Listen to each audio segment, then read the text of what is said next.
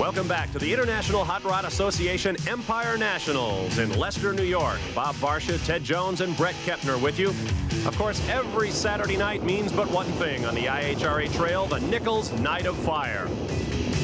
Now, compounding the problems for the engine tuners, not only do they have a raw racetrack to deal with, they also had much lower temperatures on Saturday night with a rainstorm approaching, and that means higher air pressures as well. In pro stock, in the left lane, Ricky Smith, the five-time IHRA world champion, set low ET of the meet. Low ET indeed, number one qualifier with a 7.30 by a bunch. Number two was only a 7.36. And as far as top speed goes, Billy Ewing from Georgia way got his Oldsmobile up and running. Watch the big 723 cubic inch Olds down on the top end. He cranks out a 189.75 mile per hour speed. On to Top Fuel, where in the left lane, Eddie the Thrill Hill makes his first IHRA appearance in 2 years, but in the right lane, Michael Brotherton got up to top speed. Brotherton turned in a very impressive 266.39 to have the top speed in qualifying. And a good reaction time as well. Brotherton having no problems with his very green racetrack, nor is the man in the right-hand lane here, Gene Snow, the two-time Top Fuel world champion and number one qualifier here. The Snowman's back on top on the IHRA trail, a 5.19 elapsed time to set a new track record and low ET in the event. Now, unfortunately, shortly after, the thunder of nitro-burning engines was replaced by Mother Nature's own. Look at the storm that moved over New York International Raceway Park. Well, the Nitro Funny Cars didn't get their opportunity to run in the Nichols Night of Fire. As this mess started moving in, it had torrential downpours, hail, and everything, Bob. But it cleared off in time for eliminations. We'll be back with quarterfinal action from the Tosti Asti Spumani Empire Nationals. Welcome back to Leicester, New York and New York International Raceway Park for the International Hot Rod Association Tosti Asti Spumani Empire Nationals. Our first quarterfinal action will be in pro stock, and our first matchup is a good one. The numbers 2 and 3 performers from 1989, Tim Neighbors and his Lawrenceville, Georgia-based machine, up against Snellville, Georgia's pride, Billy Ewing. It'll be Oldsmobile against Camaro in this all Georgia battle, as Tim Neighbors, who's on a roll, would like to drop Billy Ewing off.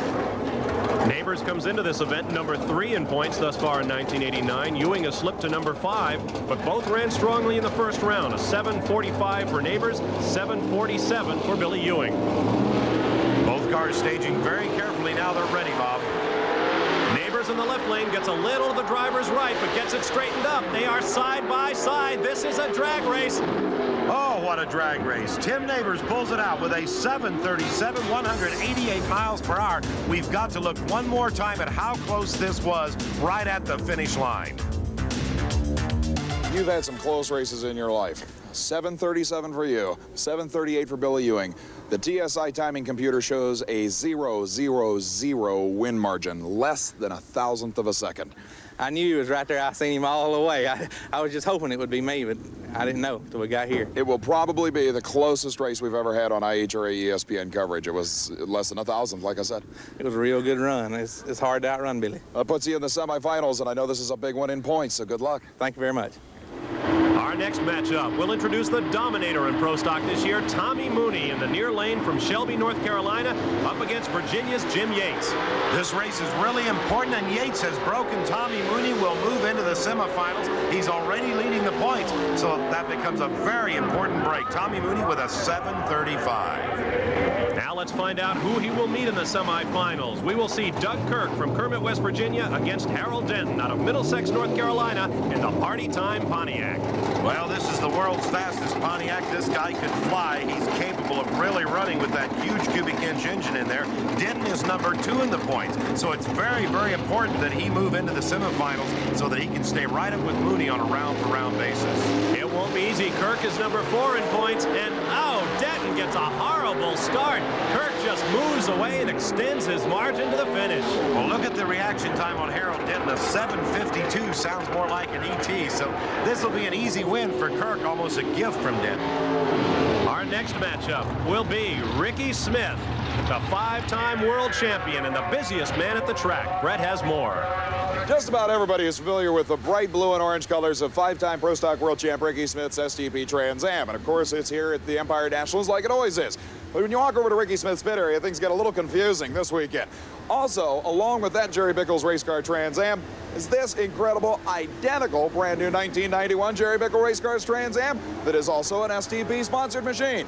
Ricky Smith is running two machines this weekend. Now, in the IHRA rulebook, you're not allowed to run any more than one car in a professional class. However, there's nothing in the rulebook that says you can't run a pro car and a sportsman car. So Ricky entered the brand new Jerry Bickle Trans Am in Top Sportsman Eliminator. And believe it or not, he's #1 qualifier in Pro Stock and in Top Sportsman. It's about as good as it gets for the five-time world champ. Ricky, it's got to be hard on not just you, but the crew to campaign two complete operations here this weekend. It's pretty tough, Brett. We got a brand new car here, and we want to test it to get ready for the end of the season with it. And, you know, with a brand new car, you set different in it. I got to be real comfortable in a car to drive it. So I'm just going to take this car and take my time and get used to it, and then I'll bring it into eliminations, you know, in Pro Stock. What's the difference between the old car and the new chassis? Well, nothing really. You know, we just build a new one just to see if it's a little better or something, you know. But I'm setting just a little different in it, so, you know, till I get comfortable in it, you know, we're not going to run it, you know, in eliminations with Pro Stock. But it won't be but a race or two down the road, and you'll see it out. Aren't too many people out there that can give their sponsorship double service like that either. Well, you know, it's just glad we can do it, you know, and this, you know, this STP deal for me has just been outstanding this year. And looks like everybody's pretty happy, so hopefully they'll stay with us next year and on down the road. Well, if last night's performance in the ARP Quick 8 is any indication for Ricky, I think STP will stay with him. He managed to step up and win, Bob. First driver to qualify #1 in two classes. It'll be Smith on the left, Carlton Phillips on the right, and Phillips red light. Ricky Smith gets a bye run here. You saw that telltale red light. I don't know if Ricky knows he red lighted or not. He's running it all the way through. Look at the ET, a 729, 189 miles per hour for Ricky Smith. He was really on a run. Well, despite the fact that Carlton Phillips was a #9 qualifier, he had to try to beat the tree, and he missed it by a little bit. Here's Ricky. Yeah, it's just another day at work for Ricky Smith, I know. 7:30 in qualifying, 7:30 in the first round. Now you decided to really intimidate people and go a 7:29, 189. New track record, the first 7:20 run since Darlington. Well, I didn't see him red light, and I said, man, I just kept pulling levers, and I said, boy, if he didn't red light, I ain't beat. Now, He did take a shot on the tree and then missed, obviously. just luckily for me, you know, because he was out there, and I just kept pulling levers, and I said, I hope he red lighted. You know, it made it. This car is just making a good run. And it better have some more. In the next run, Smith will go up against Tim Neighbors. Smith will have lane choice by virtue of the better ET, and Tommy Mooney will have lane choice for his semifinal run against Doug Kirk. Coming up next, quarterfinal action from the Nitro Floppers. The funny cars are up next from the Empire Nationals.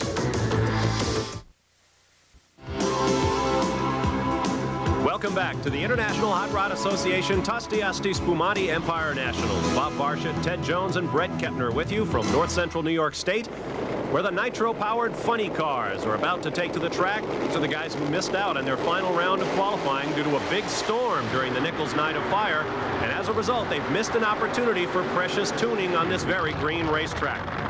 Our first matchup will be Richard Hartman, whose car was burned to the ground at Bristol, Tennessee this year, and the fans are just delighted to have him back. He'll be going up against the son and the father-son Litton family. This is Steve Litton.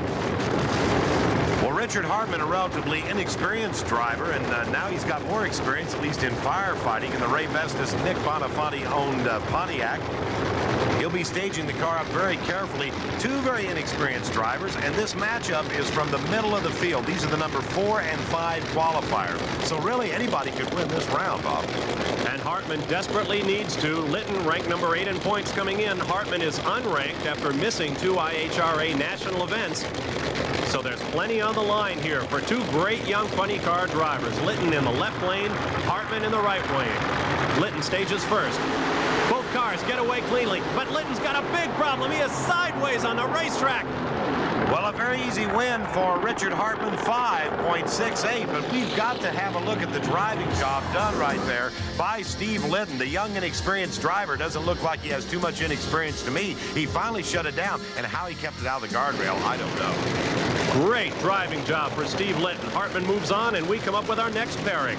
the Black Magic Machine of D.A. Santucci from Glen Willard, Pennsylvania, up against Jerry Caminito from Jackson, New Jersey. Well, Caminito has them all talking to themselves up here in New York. He turned in a brilliant 567 to pick up the #1 qualifying position this weekend. So everybody's wondering, what's Jerry doing? What's his new secret? He's got that Blue Thunder really huffing.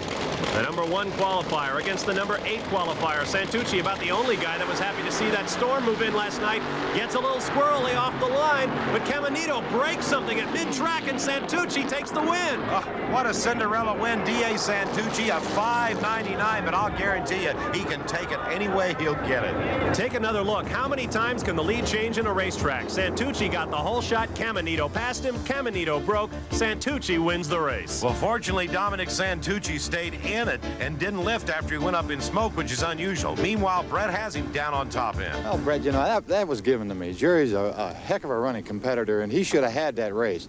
Something happened to his car. And It sounded like a supercharger explosion for me. yeah, well, I think we just can get this track figured out. Would be all right. The car's been running real well, and we just got to get it figured out. I think Jerry gave me that one. I got to go thank him. Well, while he does that, we'll move on to the next round. Here is Chuck Etchells from Woodstock, Connecticut. One of the great names in the class this year, already once a winner, getting a lot of smoke out the front of that car during the burnout. In the left lane is Al Hoffman from Umatilla, Florida. Well, I'll assure you, Chuck Etchells, who is #2 in the points, really needs to take this win right now. He actually has his eye on that world championship. He's making a serious bid for it on the IHRA circuit this year. So this crew's going to be all business right now. And very careful about their burnouts. As we mentioned at the top of the show, there is not a lot of rubber down on the track. You saw Al Hoffman's car. He'll be on the left. Etchells on the right. Etchells stages first. Deep staged he did. Both cars away, and Hoffman smokes right off the pad. Hoffman shuts it down. Etchells will stand in it to try and get lane choice. He comes up with a 578. Not bad, Bob. So Etchells will move on to the next round. We'll find out who he will meet in that next round now, as Tom Hoover comes smoking off the line in his Nitro Funny car. He'll be going up against fellow Minnesotan Doc Holliday, the #1 points man in Funny Car. Well, Etchells won his round. The doctor has to know it. He was sitting back there in the staging lane ready. So the pressure is on the doctor right now to maintain that points lead. He's got to match him round for round. Doc Holliday, the winner of the last IHRA round, the Gateway Nationals, and this is going to be one of the most colorful matchups we've seen. Two incredibly beautiful race cars. Both cars are pulling up, staged, and ready to go right now. Very quick start and very even. Looked like Hoover maybe got the jump, but Doc Holliday puts a fender in front of him and loses the advantage. It's Hoover. Wow. What a close race. Doc Holliday lost that on reaction time. He went a 572. Hoover wins it with a 5.74, 259 miles per hour. And we'll look one more time just to show you how close it was. 11 thousandths of a second between you at the finish line, the big upset. That was close. Doc and I are great pals and old friends, and we always put an old funny car fight at each other. And A crosstown Minneapolis rivalry. south side, north side. Here we go. It's my turn, Doc. I'll tell you this, you just opened a big door for Chuck Etchells. They were less than a round apart in points. So now Etchells moves into the leads, and that's who you've got next round. It'll be a great race. I'm looking forward to it. See you then. Thank you. And you better believe his old buddy Doc Holliday is going to be pulling for Tom Hoover, who has lane choice over Chuck Etchells in the semis. Richard Hartman will have lane choice over D.A. Santucci. When we come back, it's time for the Slingshots. Top Fuel Dragster, starring Eddie the Thrill Hill and the Snowman. Stay right there.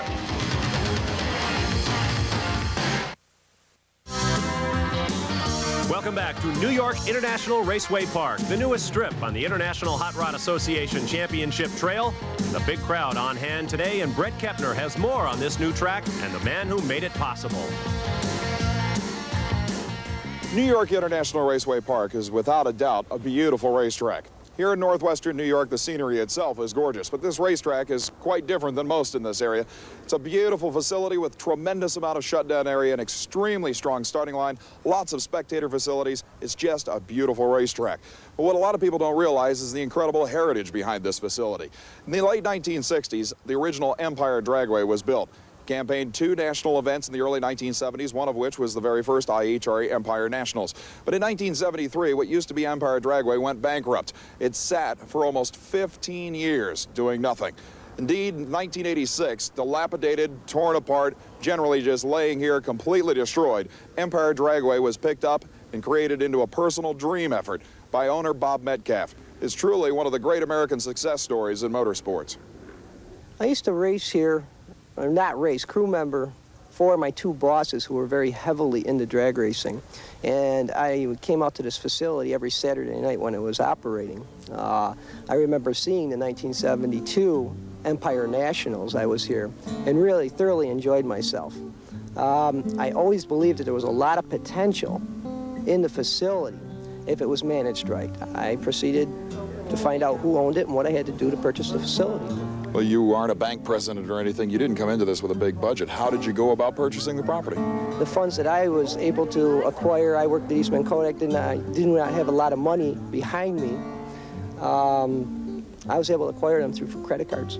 Strictly credit cards got you this property? Strictly credit cards. Well, once you acquired the property, like I said, all you had was a rundown piece of property. Every single thing here needed repair. How did you go about doing that?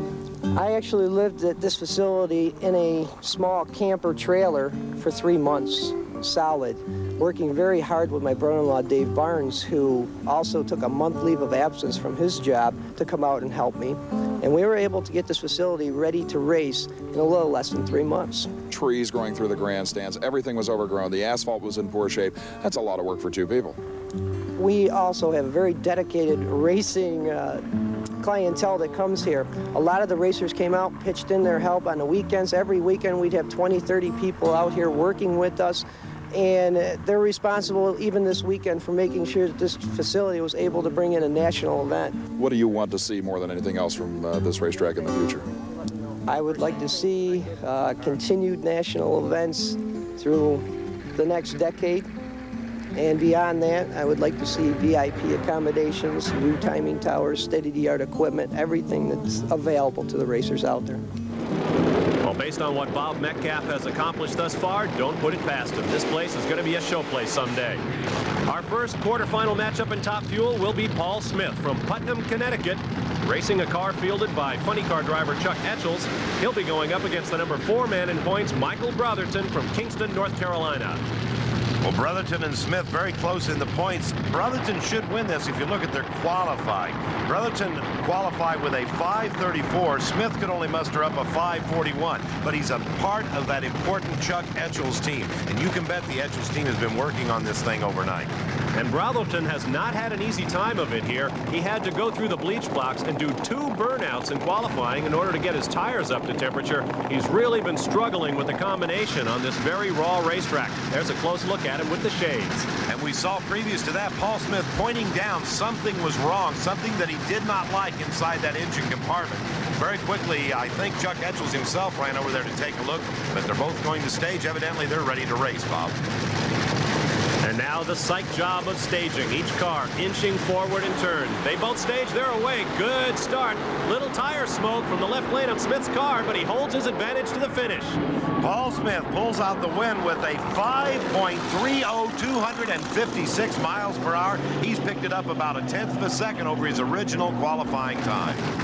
The ETs have been hard to come by for the Top Fuelers, but the speeds are creeping up and the times are creeping down. Our next matchup will be Wayne Bailey, number 7 in points, going up against the Thrill, Eddie Hill from Wichita Falls, Texas, making his first IHRA appearance since 1988. Eddie Hill holds the current IHRA speed record, which still remains unbroken at 288 miles per hour. Another good pair of starts, but Bailey quickly loses traction. Eddie the Thrill Hill pulls it off. Eddie with a 5.25, 265 miles per hour. He's got that thing flying. Now here's a bird's eye look at the burnout for John Diesel Carey. You've heard of onboard cameras. This is on the wing, looking down on the car, the engine, the driver, and even those 2 big slicks at the bottom of your picture.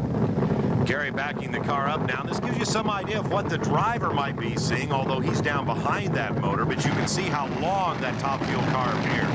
And here is his opponent, Fred Farndon from Columbus, Ohio. Number 3 in points is Carey. Number 6 is Farndon. Or as Don Garland would say when he talks on the PA at these events, this is Freddie Farndon driving Fred Pfeiffer's car number 444. Traditional big bicycle wheel style front ends on these cars. Carey, the last to stage. They're away, and Farndon breaks right off the line. Carey will have a walkover. John Carey moves into that next round with a 5:29, 260 miles per hour, so he's all set up to meet Mr. Hill, who ran a 5:25. And he fires a shot across Hill's bow with a 5:13 reaction time. That's the best we've seen in quarterfinal action in Top Fuel thus far. Here's another look at the left lane as parts come flying off of Fred Farndon's car right at the pad. We'll move on now to our fourth and final quarterfinal matchup. This is the Snowman, the two-time IHRA world champion, Gene Snow, who has really given the field a warning. And here's his problem with Jack Ostrander. In the other lane, puts his hands palms up. He may have a problem. He's trying to communicate with hand signals with his crew chief. Something was wrong, and he was asking what's going on. But at any rate, looks like they're getting ready to stage. Now, Gene Snow, in this particular instance, can also be known as the spoiler, because Jack Ostrander is number 2 in the points. And you could tell Ostrander was right. He knew he had a problem.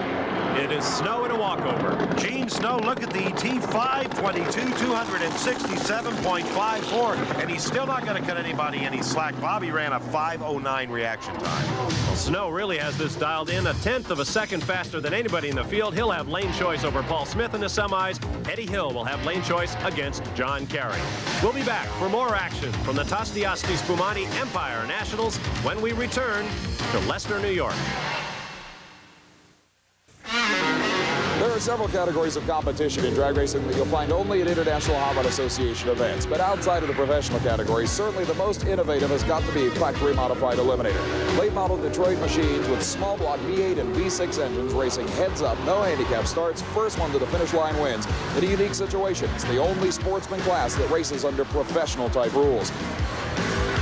This is the machine that won the 1989 factory-modified World Championship. Virginian Danny Estep drove this Oldsmobile Forenza to the #1 position at the end of the season in the World Championship point standings. But more importantly, Danny Estep did it driving not just this machine, but a 990 Super Rod Camaro at the same time to the #4 spot in the world in that category. This year he has decided to concentrate strictly on campaigning this 10,000 RPM Oldsmobile Forenza. And this is the deciding factor that differs the factory modifieds from pro stocks. A small block GM power plant, by far the V8s are more common than the V6s, displacing usually no more than about 300 cubic inches. Now, these cars are restricted to one 4-barrel carburetor, these little tiny V8 engines, but still they run in the low 8-second zone at over 160 miles per hour. And Danny Estep made the logical progression from a breakout class to this new heads-up division. After you had run the 2 different cars in 1989, you decided to concentrate just on one this year. Was it just getting ridiculous? You and your brothers and cousins are all involved in this. It had to be pretty tough work. Yeah, it's just switching from one car to the other, running backwards and forwards, and them come and pick me up on the 3-wheeler top end, try to get me back to stage lanes in time. And it just got a lot, hectic really to try to do both cars. In this category, you can use either an automatic transmission or a manual, a 4-speed or a 5-speed transmission. You've always stuck by manual transmissions. Is that a benefit in this class? I believe it is. Everybody else is, sliding over to it. The automatics really, they get a 300-pound weight advantage, but, it's not worth it. It's still, you go faster with a 5-speed and pack the 300-pound. It's a lot more work in there, though. Yeah, a lot more work. You got to keep adjusting clutches and fixing parts. The rules in this category are pretty simple. The car has to weigh 8 pounds for every single cubic inch of engine displacement. Case in point, 270 cubic inch engine here in Estep's car. The car has to weigh about 2,160 pounds. But these minuscule V8 and V6 engines are twisted to 12,000 RPM on some of their quarter-mile runs. There's no sound like that of a factory-modified going down the track in all of drag racing. But I'll tell you, even though Danny Estep has a lot of experience with a manual transmission and small block engine, you don't have to be an old pro to play this game well. This incredible new Chevy Beretta, the Ohio Valley Raceway Special of the Huff family, is indeed the latest winner in the factory-modified National Event Tour in 1990. This machine definitely did some damage at the recent Tosti Spumani Gateway Nationals in St. Louis, but the big surprise was the driver who took it to the winner's circle. 19-year-old Billy Huff took on the best this class had to offer and beat him to death. Billy, you're used to a 2-speed automatic transmission before that race. You put in a 5-speed and things changed completely. What was the deal? Well, we came back from Bristol. We wouldn't have any luck with the automatic, so we decided to trash the automatic and try this 5-speed. Well, the thing has picked up literally 4 or 5 hundredths of a second every run it's made. And here at the Empire Nationals, it ran the quickest run of the year since Darlington. That's got to make you feel good. Yeah, it does. Now, the objective with this machine is obviously to keep it running until you're the first under 8.4 seconds. The current national record, 8:40. Do you think the car has the potential? Yeah, we hope to do it this morning, but a slick track kept us out of it. Well, maybe in eliminations. I should point out that your father drove this car for years, and now all of a sudden you're in the driver's seat and you take it to a national event win. What's going to happen? Is the old man coming back? No, I'm going to keep him out of it. You keep running numbers like that and taking national event wins, and you will. Factory Modified keeps getting more and more popular. And like I said, you won't see these cars anywhere else in drag racing except at IHRA national events. It's just another indication of the innovation taking place at IHRA drag racing. Well, let's take a look at the final for the Baby Pro Stocks or Factory Modifieds. It was Ian Landis and Carol Smoot.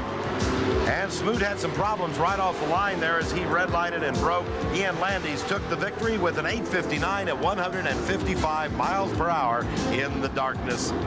Well, let's take a look at the other Sportsman results. Top Sportsman was won by Baltimore, Maryland's Buddy McGowan. We mentioned earlier Ricky Smith got that ARP Quick 8. Factory Modified, of course, was Ian Landis, as we just saw. Modified went to Danny Stanton.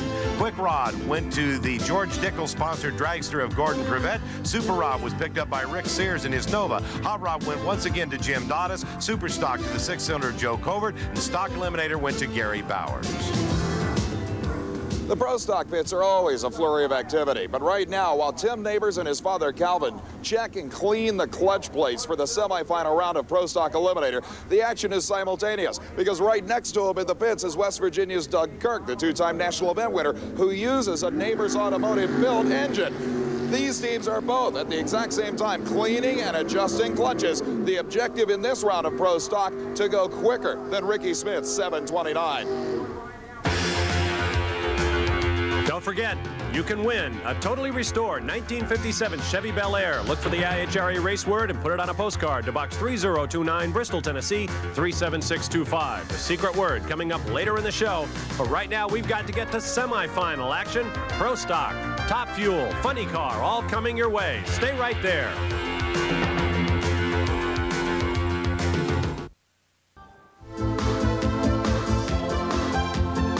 New York International Raceway Park and the International Hot Rod Association Tostiasti Spumati Empire Nationals.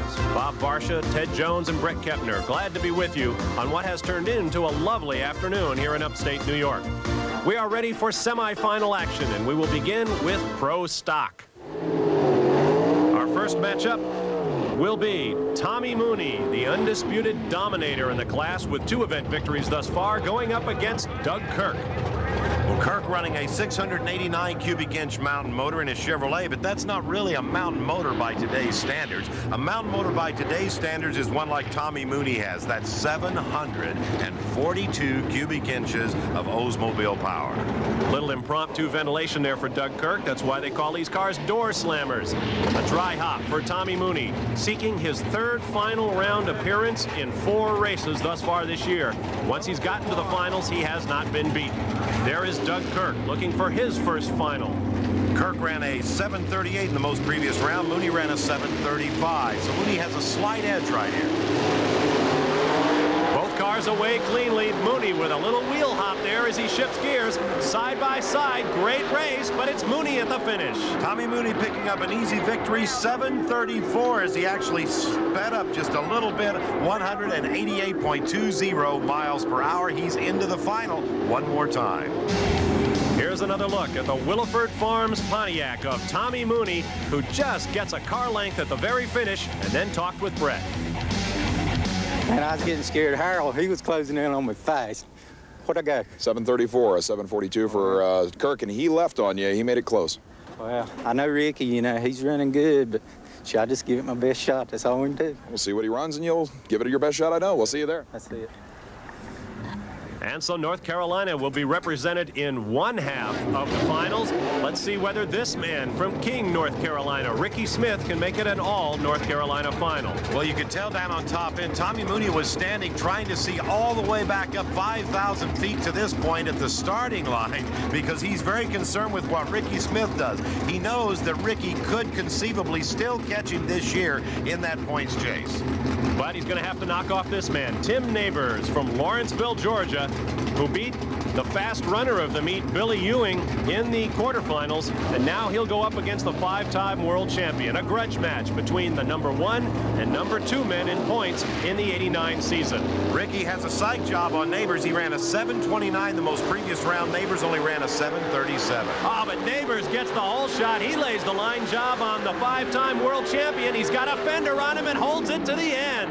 Ricky Smith turned in a great 7:29, but all for naught with a 5:56 reaction. Timmy Neighbors had a 4:78. Well, buddy, you have had one heck of a day, but you have just done the impossible. Your 7:36 beat Mr. Holeshot himself, who ran 7:29. I knew he was right there all the way down. I had to leave to beat him, and I just 14 thousandths in the lights. I had to be. I knew I had to do something to get there before he did. There are not many people on this planet who can say they've Holeshot Ricky Smith by any margin, but you just got it. That was just luck. I mean, he's good. He's hard to beat. Well, Neighbors has climbed one mountain, and Ricky Smith, he's got a bigger one ahead of him, though. Tommy Mooney has never lost in a final. He's going into his 3rd this year. We move on now to semifinal action in Nitro Funny Cars, and our first matchup will be Richard Hartman, coming back with the Ray Bestos Pontiac, going up against the Cinderella story of the meet thus far, D.A. Santucci. Well, a Cinderella story indeed. Bob Santucci shouldn't even be here. He turned in a 5:99, which is not that impressive against Jerry Caminito in the first round. But Caminito had problems, lifted a blower, and slowed to a 6:42, and that's drag racing. Hartman, the young driver from California, in the seat offered by Nitro Nick Bonifanti. Coming back, he has missed 2 national events after burning the car to the ground in Bristol, Tennessee. Santucci was on the bubble when the rain struck on Saturday night during the Nichols Night of Fire, so he got into the field while faster cars waited behind him. You can bet Dominic Santucci was probably driving a funny car before Richard Hartman had his driver's license. A 30-year career for the man in the left lane, D.A. Santucci, hoping to make his first Nitro Funny Car final. They're away cleanly. Nice, even start. Hazing the tires in the right lane. Hartman keeps his foot in it, but he lost precious ground, and Santucci moves on. Santucci is into the final. What a Cinderella story. A 5:68, 262, and that's the story right there. Richard Hartman up in smoke at mid-track. Santucci drove it right on through the lights. You need to move, buddy. You need to move. We did it. Oh, excuse me, Brett. Excuse me. Excuse me. It's okay. You've been That one. Brett, they didn't give me that one. I'm going to say it now. Jerry gave me the other one. But Brett, I earned that. I grant you that you've been winning racing since 1968, but look at it this way. A 5:68 equals the quickest run of the day, especially against the man who ran it. But 262 miles an hour, great. this thing is still running big speed, and that's a new track speed record. That's great. Oh, it is? All right, I'm tickled pink. Let me say this. I want to put a special thanks to the Kendall people. You know, I might not go too far next round, but we're going to try it. But I got to thank my people at Andy Mowry up there at Kendall for all they've done for us. My super gang here is all family affair. And Brett, if I win this, I'm going to buy. Well, when a man spends more than 20 years in funny cars, 30 years in drag racing, I guess he deserves a final every now and then.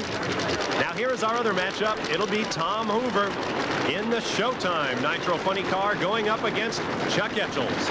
Well, you can bet Etchells, who is really making a charge on the points, #2 in the points, would like to stop D.A. Santucci, who is upset-minded. But first he has to get past Tom Hoover, and that could be no easy task. Hoover's a very consistent runner and has a lot more experience than Chuck Etchells does behind the wheel of one of these floppers. And remember, Hoover beat Doc Holliday in the first round. Holliday, the #1 man in points, lost that position to Etchells. Etchells gets out quickly. Hoover needs to win to get his man Holliday back up front, but it won't happen. Oh, it was Etchells wire-to-wire, a 5:68, 258 miles per hour. Etchells is into the final against upset-minded Santucci. And the fans love it. By 5/1000ths of a second, D.A. Santucci will march on with lane choice against Chuck Etchells in the finals. But we've got semifinal action in Top Fuel coming up now, where we will see Eddie the Thrill Hill in the bright yellow rail going up against Diesel John Carey. John Carey cranked out a 5:29 in the most previous round. Eddie Hill had a 5:25. And let's take a look one more time at something like John Carey might see with his in-car camera. Or you might see if you were a bug plastered against the bottom of that wing, standing more than 8 feet above the ground. Well, they're having some last-minute adjustments. Fuzzy Carter looking down inside there at the clutch can on Eddie Hill's car. Kerry, meanwhile, being motioned up to the starting line area. Looks like that car is 3 miles long, doesn't it? That's right, Ted. And keep in mind, with so little rubber on this track, lining up directly over those 2 streaks of rubber laid down during the burnout is absolutely critical here at the Empire Nationals. Kerry in the near lane. Hill in the far lane. Great start for both cars. Boiling the hides in the near lane is Kerry, but he keeps his foot in it. It won't be enough. It's Eddie Hill. Eddie Hill with a 5:29, 263.15 miles per hour. This sets up one half of what could be a great final leg. Hill is on a roll. Let's take a look at it one more time as you see Kerry going up in smoke, and that's really the entire story. As always, the happy crew. Had you set it up to run another 20, or were you looking for more? We were looking for more than that. We actually stepped on it a little bit, so if it softened up, that was not a planned maneuver. Well, it'll be interesting to see what happens in the other half then. Yeah, really. I hope Snowman slows down a little. All Texas final, huh?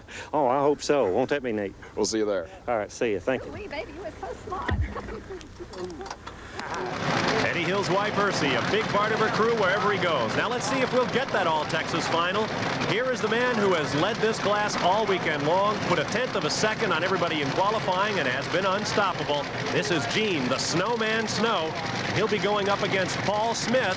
There is Smith. His boss, Chuck Etchels, is in the Nitro Funny Car final. Let's see if Smith can make it a team sweep. Well, Smith needs to find exactly 0.08 of a second someplace. He ran a 5:30 in the most previous round. Snow slowed, and I say slowed, to a 5:22 because, remember, he qualified with a 5:19. The right lane contains Gene Snow, and it has been the faster all the way through our eliminations. And once again, we have tire smoke in the left lane.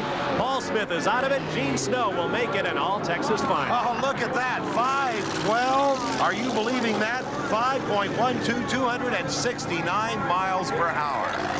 And there goes the happy crew as the Snowman is setting a new standard here at the Empire Nationals. Well, Smith had actually hopped this thing up trying to find horsepower naturally. As soon as he came off the pad, he went up in smoke. Just too much horsepower. He overpowered the track. For as many years as we've been watching you race, you always manage to come in and unload one every once in a while. 5:12, 269 miles an hour, and that tells me you still didn't drive it out the back. Well, that's about all it'll do, mile an hour. It's not through ET maybe, but that's what I'll do, mile an hour. We're really pleased that it kept hooked up. There were some cars got loose and we were worried, but it worked. Paul Smith went into a burnout in the other lane against you, but did you really think this place would hold a 5:12? That's the quickest run in a year in IHRA racing. I know it. I really didn't expect it, but if you look at the track, it's just getting blacker and blacker, more and more rubber. It's looking super. This place is going to be quick, but it's an All-Texas final, something we haven't seen in a while. What's going to happen? Well, I don't know. That's my best friends, I suppose, in racing, and we're going to both let it all hang out. You can be sure of that. And he will let it hang out from the lane of his choice, will Gene Snow. I'd be very surprised if he doesn't take that left pit side lane. We'll find out when we return to final round action at the IHRA Tosti Asti Spumati Empire Nationals.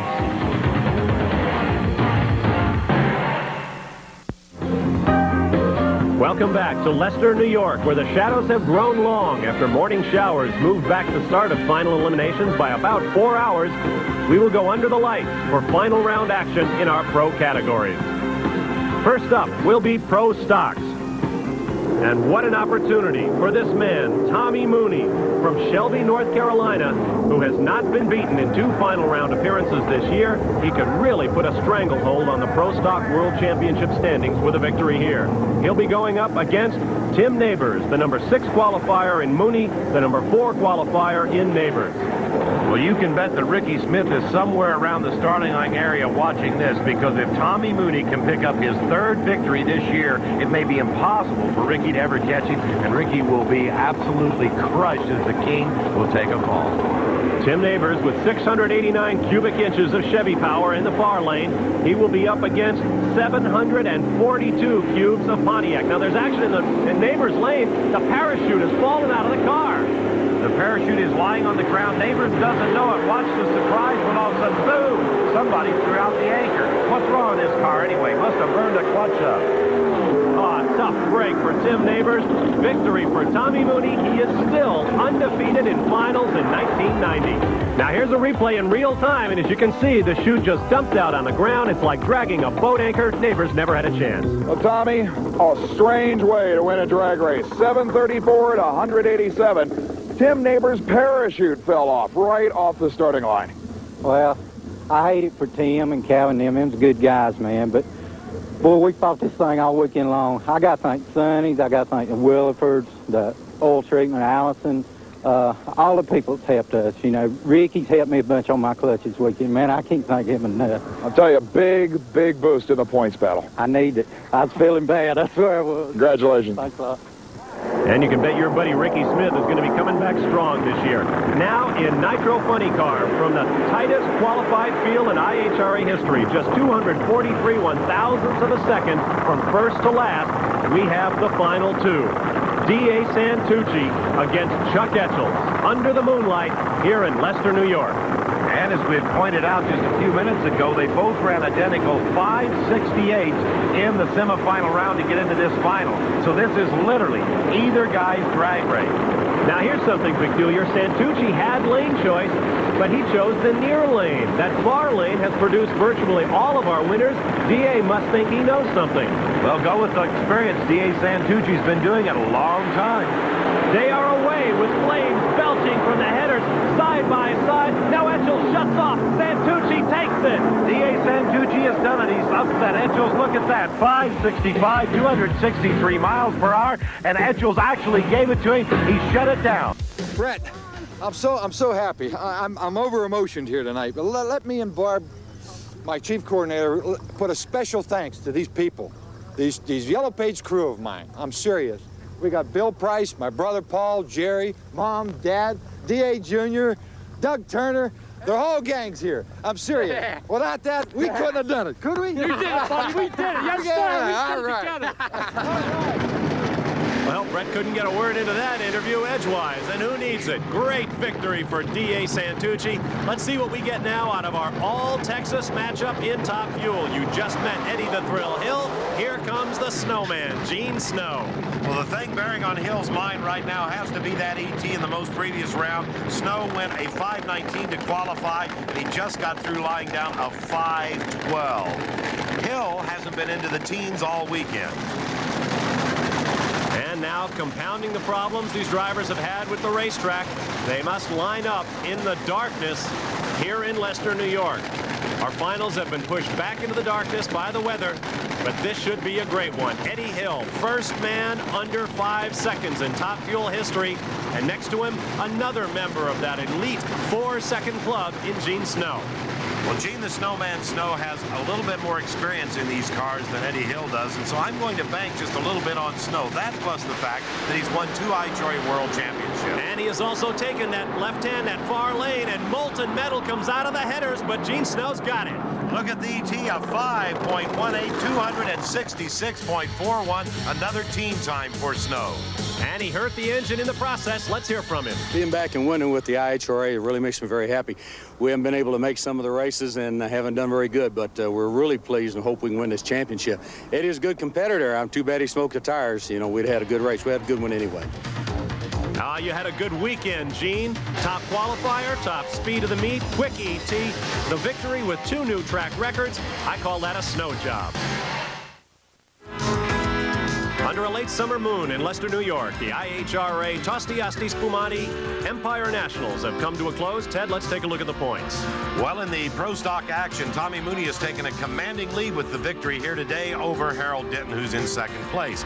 In Nitro Funny Car, Chuck Etchels takes the lead with 2,000 points above Doc Holliday. Richard Holcomb barely in the lead as John Kerry almost closed it to tie him in Top Fuel.